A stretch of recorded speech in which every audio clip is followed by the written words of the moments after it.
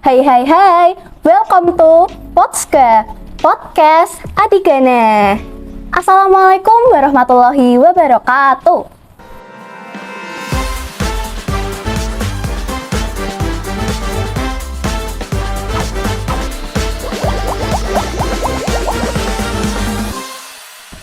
Halo Sobat Skanilan, selamat datang di Podcast Adigana, segmen TOA, Talk About OSIS, OSIS Adigana. Nah, di episode kali ini kita akan membahas seputar OSIS, mulai dari pengertian OSIS sampai kerjaan OSIS itu ngapain aja sih? Oke, sebelum kita memasuki pembahasan, seperti kata pepatah, tak kenal maka tak sayang. Maka perkenalkan, saya Sekar Ayu Amira, saya selaku host atau pembawa acara, dan saya bersama dengan orang yang spesial banget nih teman-teman. Perkenalin diri dong Kak ya, Kak. Oke, perkenalkan nama saya Ian, saya selaku Ketua OSIS periode 2023-2024 di SMK Negeri 9 Semarang.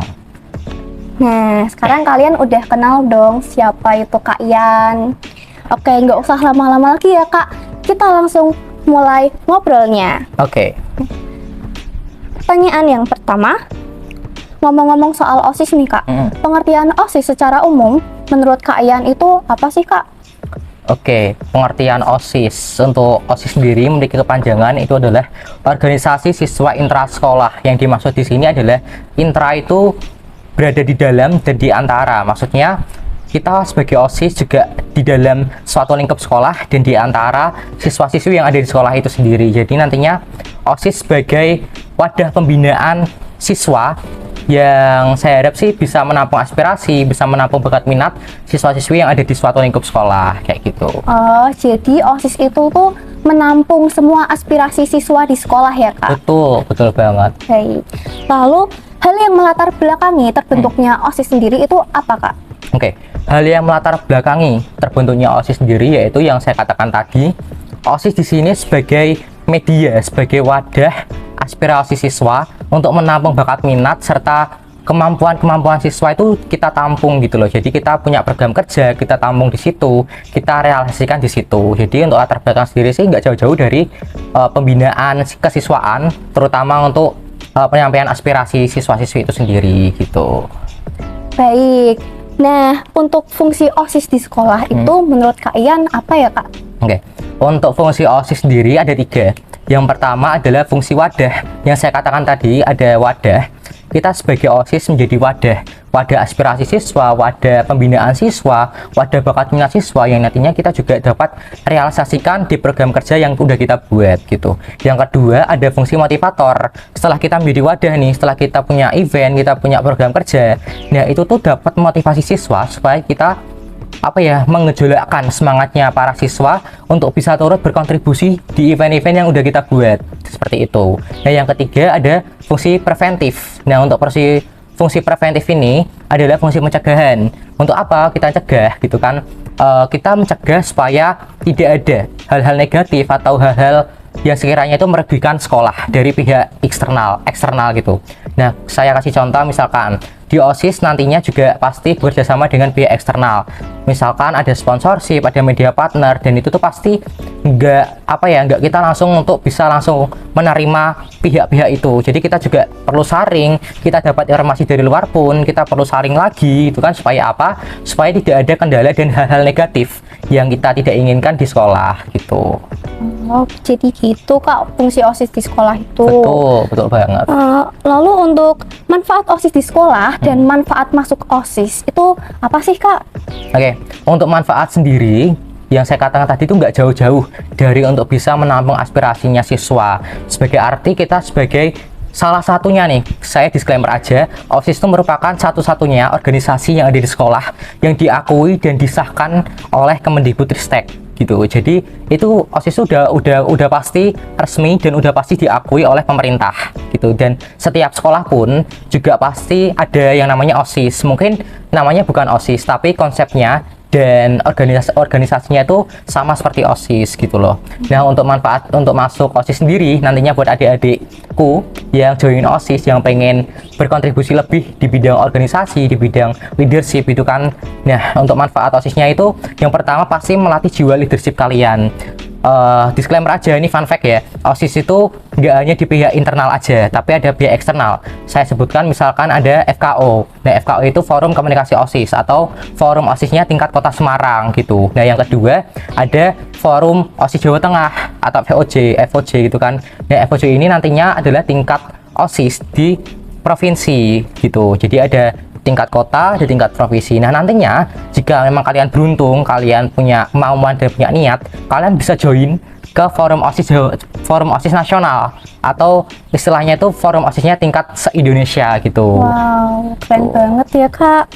Keren dong. OSIS tuh banyak relasinya dan nggak hanya di internal aja, tapi eksternal juga ada forum-forum yang benar-benar itu menaungi OSIS gitu. Wah, boleh banget ya manfaat masuk OSIS tuh. Jadi buat kalian yang mau join OSIS, kalian juga bisa mengikuti kegiatan nih di luar sekolah. Seperti apa Kak tadi? Ada FKO Ada juga FKO, ya Kak? ada FOJ, ada FON gitu. Wow, keren banget ya. Lanjut nih Kak, apa yang dirasain Kak Ian selama ini susah senangnya masuk OSIS? Oke, mungkin ini nggak hanya saya saja yang ngerasain ya, tapi saya mewakili teman-teman yang lain juga. Ada beberapa hal dan banyak sekali susah senangnya kita jalani bersama-sama selama kita jadi OSIS gitu. Saya ambil beberapa aja deh. Yang pertama itu OSIS harus dituntut untuk bisa membagi waktu antara organisasi dan antara belajar kamu gitu, belajar kalian. Misal nantinya kalau memang kalian udah rezeki untuk bisa join ke forum OSIS yang ada di eksternal nih kayak FKO, FOJ, FON gitu kan, itu pasti kalian sangat-sangat ekstra untuk bisa membagi waktu antara sekolah kalian, antara belajar kalian, antara OSIS internal sendiri dan OSIS di forum eksternal gitu. Jadi untuk kita dituntut untuk bisa membagi waktu dan bisa memanfaatkan waktu dan kita tidak menyia-nyiakan waktu yang kita punya gitu loh. Dan yang kedua, untuk OSIS itu sebenarnya saya juga masih bingung sih, OSIS itu serba salah. Jadi kalau kita misalkan itu mengadakan event nih, kita udah punya program kerja, kita realisasikan di sekolah dan itu sudah terlaksana dengan baik menurut kita, udah maksimal menurut kita, tapi belum maksimal menurut orang lain.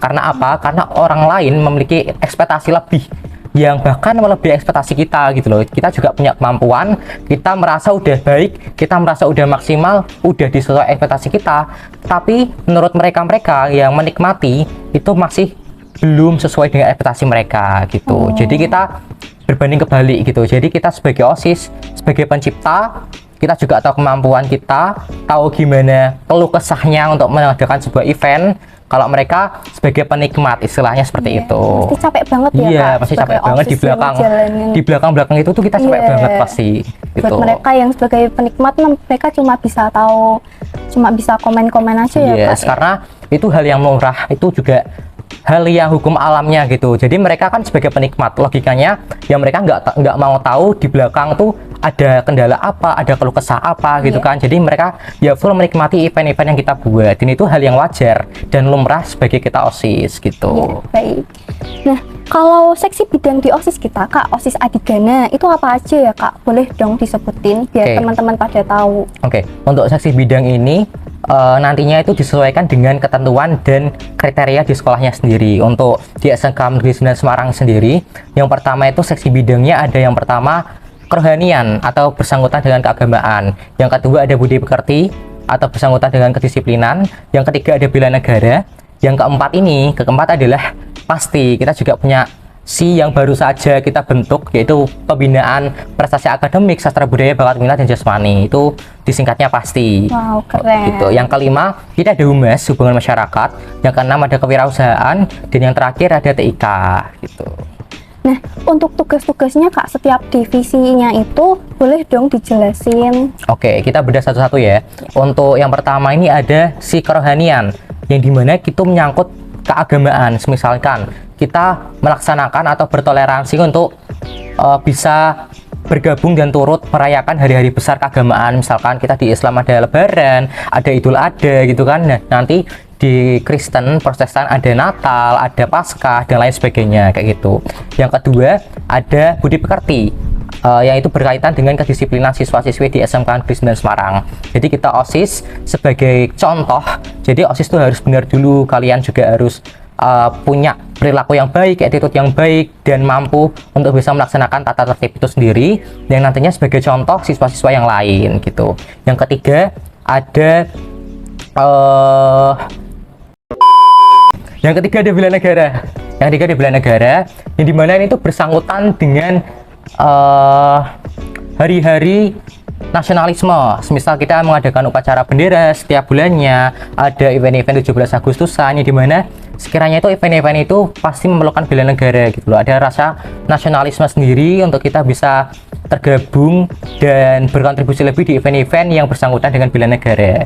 Yang keempat ada pasti, yang saya katakan tadi ada pembinaan sastra, prestasi akademik, sastra budaya, bakat minat jasmani. Itu ada 4 poin di sini. Nah, itu nantinya yang pertama ada prestasi akademik. Kita juga sangat menghargai dan sangat mengapresiasi teman-teman semua siswa-siswa SMK Negeri 9 Semarang tentunya yang punya prestasi lebih, yang bahkan itu akademik maupun non akademik, kita sangat apresiasi banget. Yang kedua itu ada bakat minat gitu kan, ada kita juga punya event, punya program kerja, dan nantinya dengan bakat minat itu dapat merealisasikan aspirasinya teman-teman semua ini, teman-teman semua yang punya, oh aku mau ini loh, coba dong OSIS mau ngadain event ini, aku mau itu, aku mau ini. Nah, itu nantinya juga ditampung oleh OSIS, sehingga itu dapat menumbuhkan atau dapat merealisasikan bakat minat yang mereka miliki gitu. Yang ketiga itu ada sastra budaya. Nah, itu sastra budaya berkaitan semisal ada hari-hari batik, ada hari pendidikan, hari pahlawan, dan lain sebagainya. Itu nanti kita juga merealisasikan dengan si pasti gitu. Yang terakhir ada jasmani. Nah, jasmani ini berhubungan dengan lingkungan atau kesehatan. Untuk misalkan contoh kita ada event Jumat Bersih, yaitu setiap bulannya kita ada mengadakan Jumat Bersih, juga berkaitan dengan si pasti yang masuk ke jasmani. Ada juga kita jalan sehat dan lain sebagainya, atau cek kesehatan mungkin, dan itu juga berhubungan dengan kesehatan dan lingkungan juga, yaitu nantinya akan tergabung ke dalam kerjasama dengan si pasti gitu. Nah, yang kelima ada humas. Nah, humas sendiri ini adalah media komunikatornya OSIS. Nah, dalam arti nantinya OSIS itu punya kolaborasi atau bekerjasama dengan pihak eksternal nih. Semisal kita ada event, kita pakai media partner, kita pakai sponsorship gitu kan. Nah, nantinya humas ini sebagai media komunikatornya OSIS. Buat apa? Buat menjadi benang merahnya antara OSIS dan pihak eksternal atau media partner yang kita jalin kerjasama di situ gitu. Nah, yang keenam ada kewirausahaan. Nah, kewirausahaan ini berkaitan dengan sumber dananya OSIS. Semisal nanti kita ngadain danusan, kita jualan, kita sponsorship juga, itu misalkan kita juga ada rapat, di setiap rapatnya itu kita ada kas rutin gitu kan. Dan itu juga tergabung dan masuk ke dalam si kewirausahaan. Intinya kewirausahaan itu menyangkut keuangan dan dana-dana yang diperoleh dari pihak-pihak yang sekiranya itu bekerjasama dengan OSIS gitu.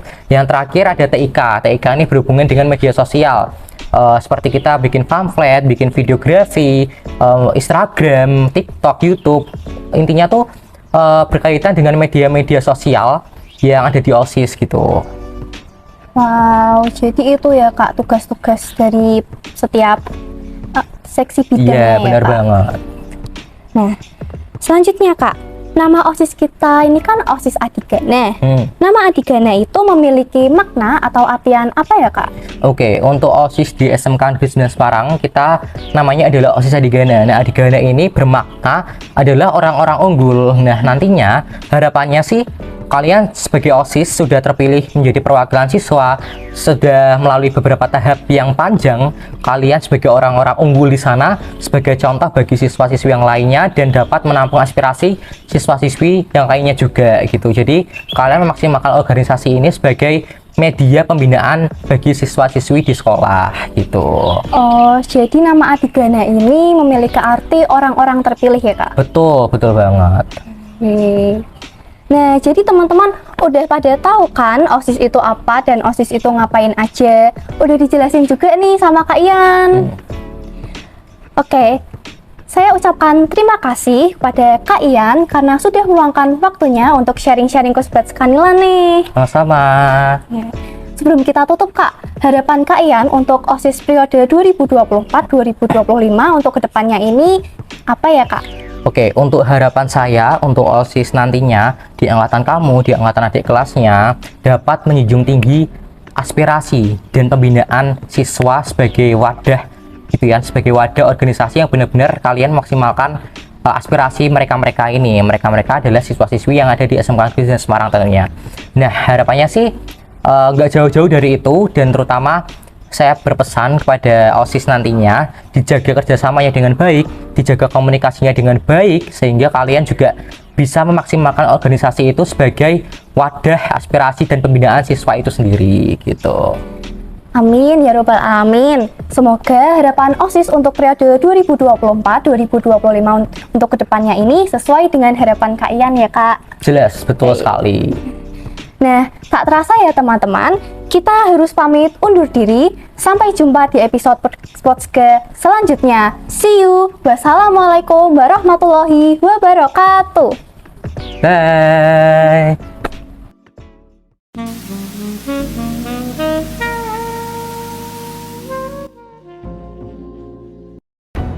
Born on the wrong side of the ocean, with all the tides against you.